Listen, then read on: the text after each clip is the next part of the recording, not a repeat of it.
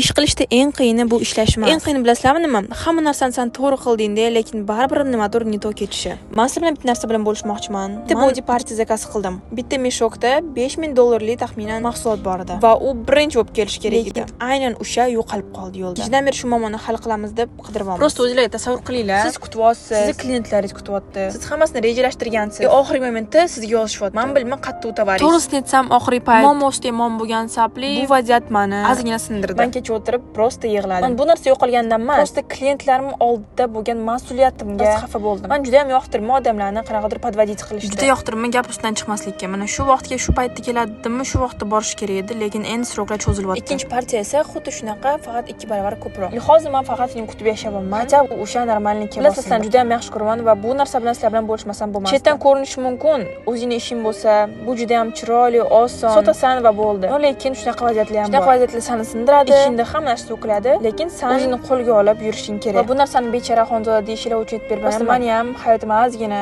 ichkidan bilishinglarni xohlayman. Ba'zi bir kamchiliklar bizlar tomonidan bo'lsa, sizlar biz bilan gaplashayotganingizda so'raymanki, iltimos, ozgina bilan bizga munosabat qilishinglarni. Men rostdan ham o'zimdan maksimum talab qilinadiganini qilaman. Bilinglarki, men har birlarini qadrlayman. Kim biz bilan qilayotgan bo'lsa, sizlarga rahmat. Kommentariyaga yozinglar, sizlarda ham shunaqa